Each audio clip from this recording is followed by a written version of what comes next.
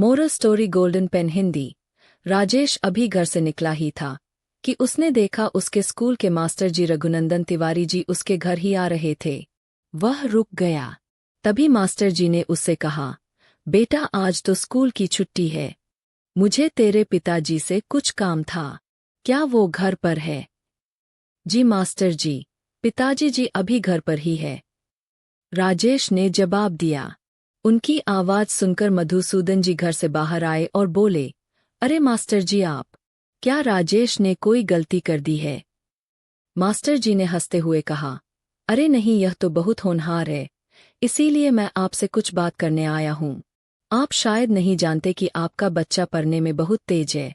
मैं चाहता हूँ कि इसे शहर भेज दिया जाए, यह एक दिन जरूर आपका नाम रोशन करेगा।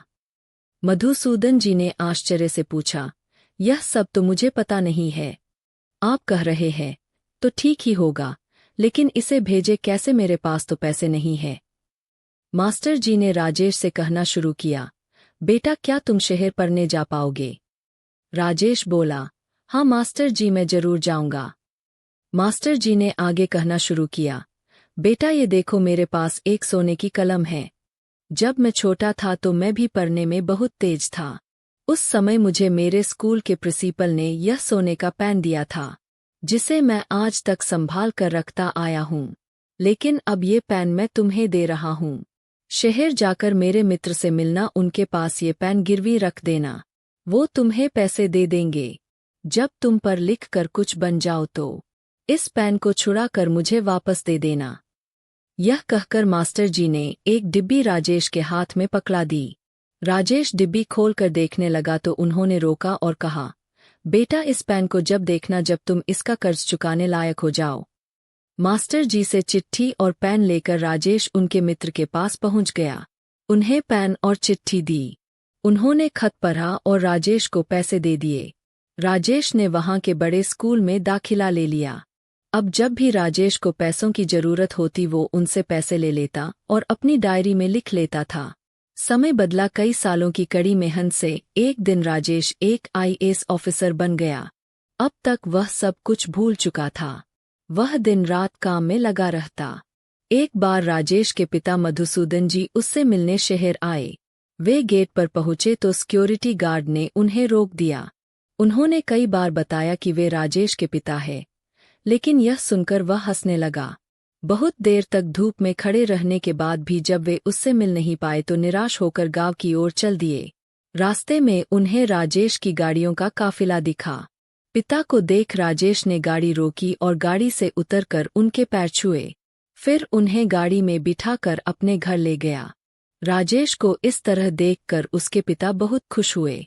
राजेश बोला, पिताजी अब आप चिंता मत कीजिए, गांव को छोड़ दीजिए और मेरे साथ यहाँ आकर रहिए। मधुसूदन जी बोले, बेटा मेरा मन यहाँ नहीं लगेगा, मैं तो गांव में ही ठीक हूँ।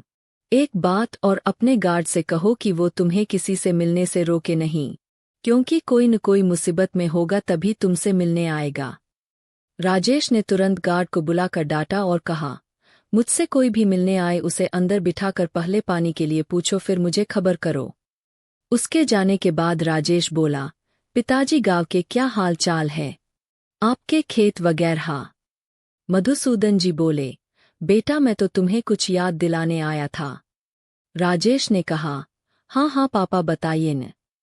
बेटा तुम्हें वो सोने की कलम याद है या भूल गए? मास्टर जी याद है, गांव के उनका कर्ज चुकाना था। मधुसूदन जी ने कहा। राजेश ने अपना सिर पकड़ लिया, पिताजी मैं तो सब कुछ भूल गया। मास्टर जी और उनकी सोने की कलम, चलिए अभी चलते हैं। उनकी सोने की कलम लेकर उनके देने। राजेश अपने पिता को लेकर मास्टर जी के मित्र के पास पहुंच गया। उसने उन्हें डायरी दिखाई और सारे पैसे चुका दिए। उन्होंने राजेश को वह डिब्बी पकड़ा दी। राजेश ने डिब्बी खोलकर देखी तो वो खाली थी।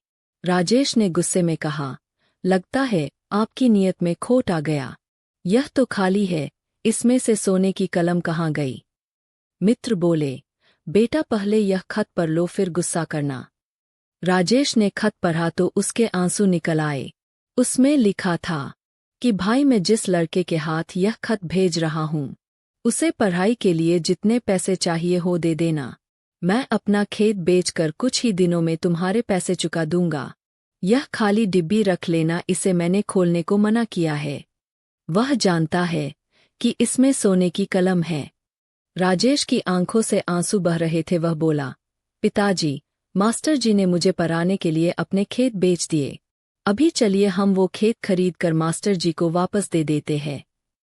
तभी उनके मित्र ने पीछे से राजेश के कंधे पर हाथ रखा और कहा, बेटा ये पैसे तुम्हारे हैं।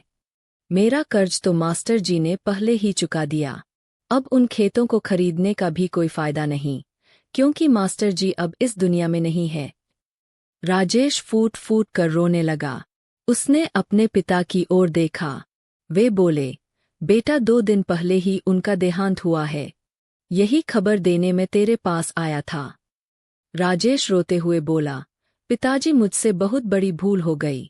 अफसर बनते ही मैं सब भूल गया। काश मैं उनका कर्ज उतार पाता। मधुसूदन जी बोले, बेटा तुम कुछ बन गए हो, अब गांव के ऐसे ही गरीब बच्चों को शिक्षा देकर अपने लायक बनाओ।